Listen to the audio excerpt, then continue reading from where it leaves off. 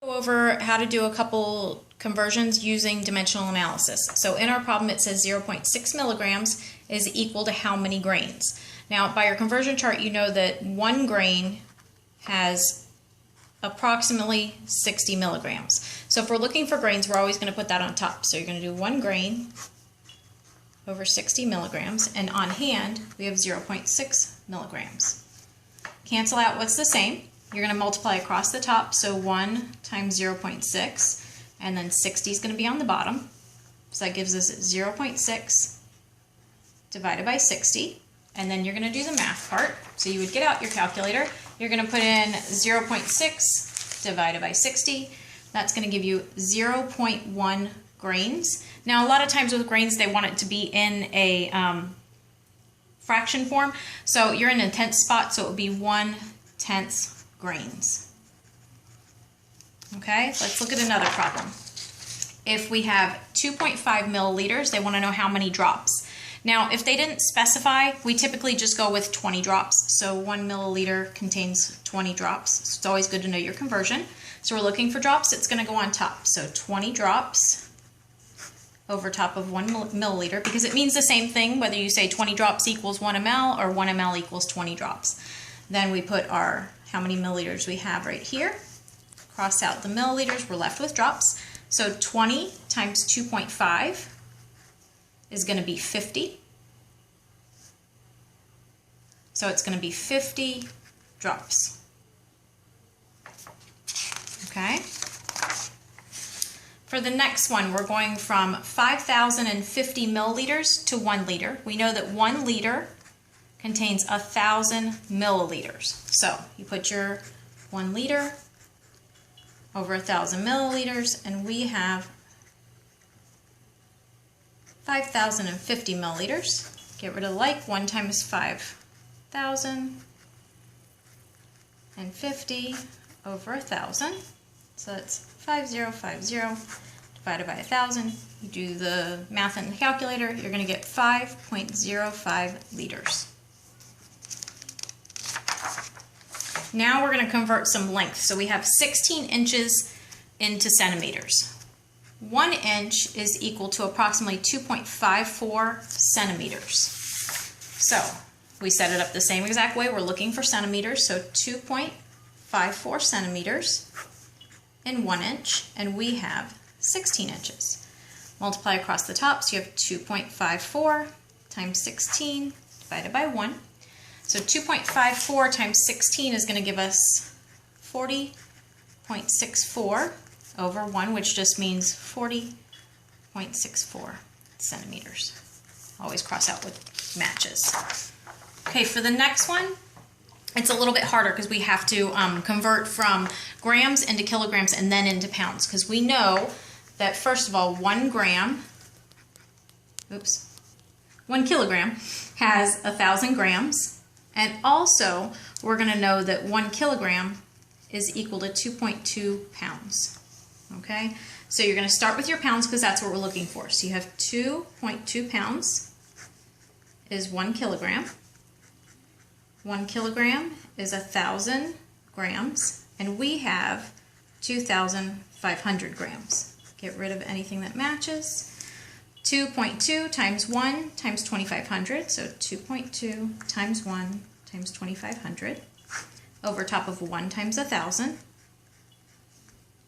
That's going to give us, let's see, 2.2 times 2,500. It's going to be 5,500 divided by 1,000 is going to be 5.5 pounds. What I like about dimensional analysis is you could do 10 different things all at one time instead of having to do 2 separate problems. Okay, the next one is 5 tablespoons, and they want to know how many ounces there is. So we know in 1 tablespoon there's 15 milliliters, and in 1 ounce there's 30 milliliters. So we're starting with the ounce, so 30 mLs, 1 ounce, 30 milliliters, and then we know that 15 milliliters is equal to 1 tablespoon, and we have 5 tablespoons.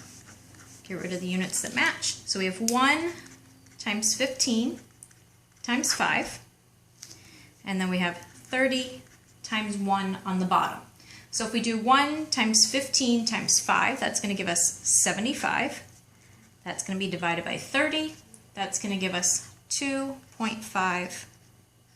You can just write ounce. I'm fine with that. It means the same thing. Okay. The next one is going from milliliters into pints. Now there's a couple different ways you can do it. I typically go with pints and ounces. So in 1 pint we have 16 ounces, and in 1 ounce there's 30 milliliters. So start with your pints. 1 pint, 16 ounces, 1 ounce, 30 milliliters, and we have 2,500 milliliters. Get rid of your likes.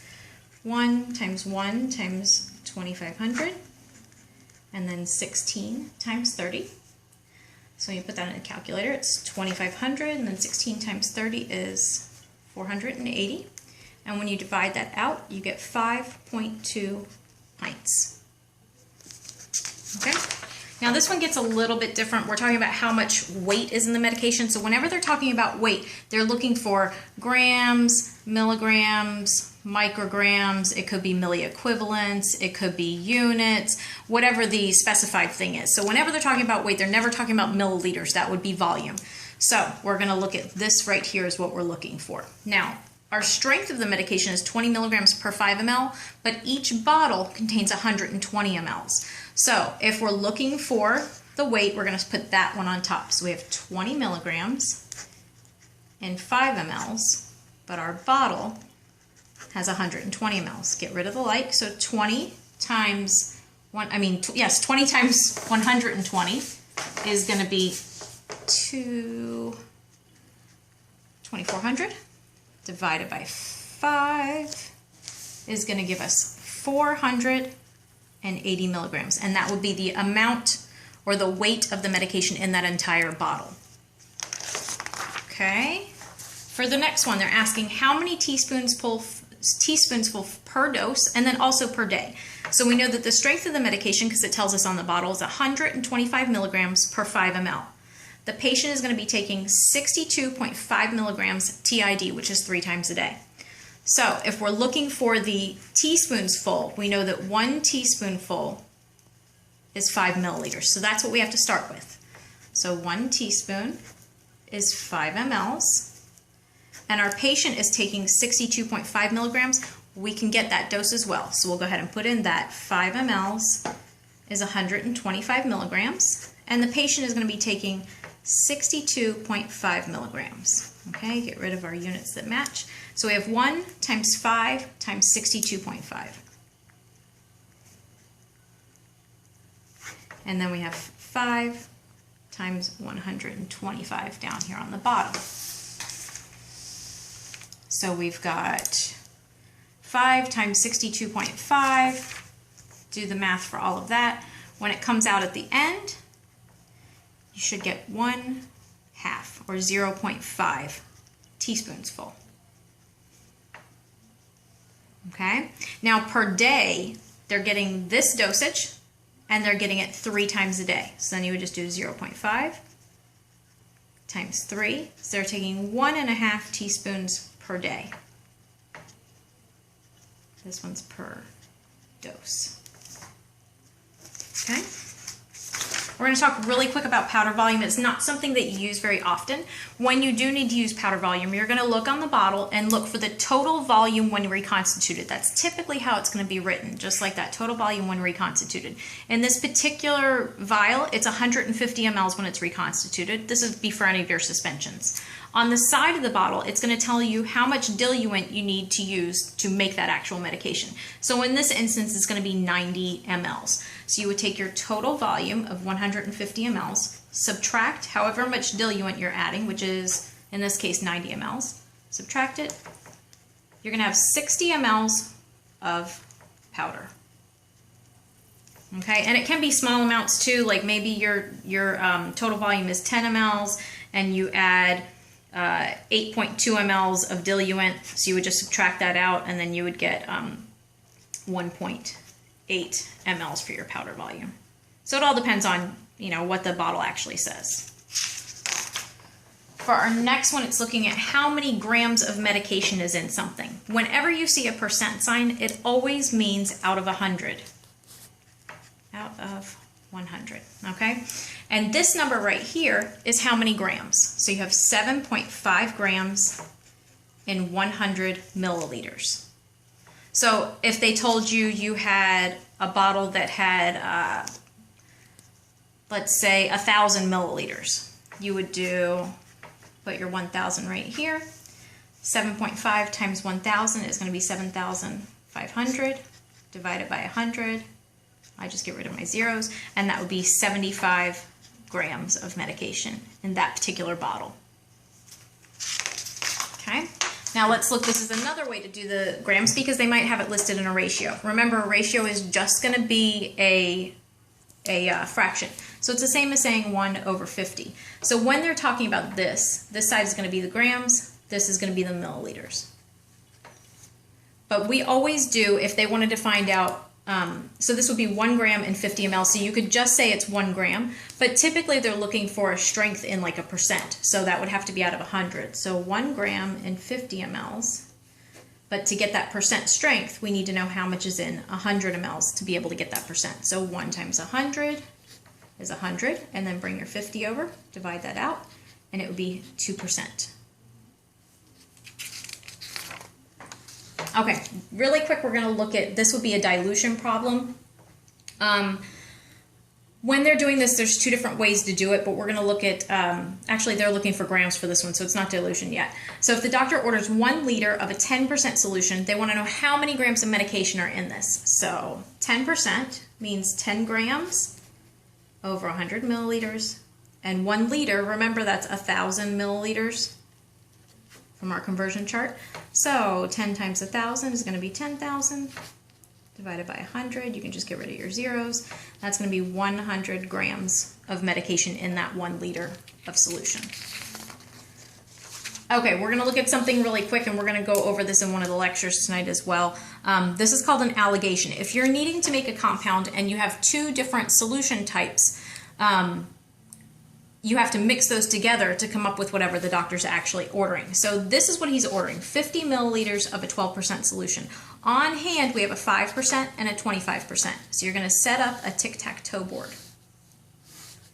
What you want always goes in the middle, that 12%. And we don't worry about the percent signs at this point. Your highest or strongest medication is going to go in the top.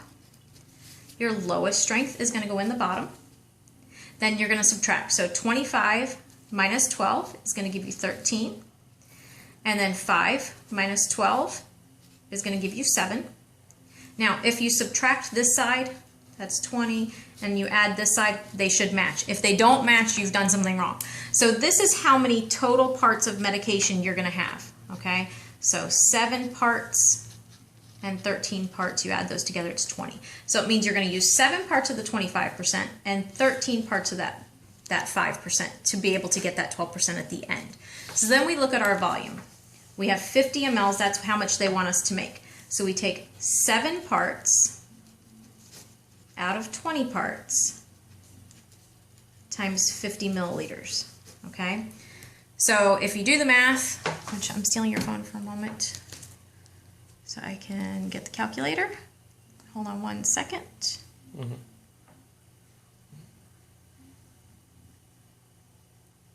Okay, so in the calculator, we're going to do 7 divided by 20 times 50.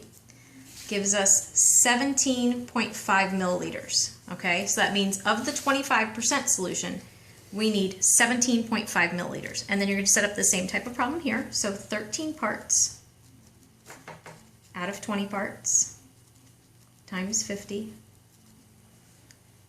So 13 divided by 20 times 50 is going to give us 32.5 milliliters, and that's how much we're going to use of that 5% solution when we're compounding.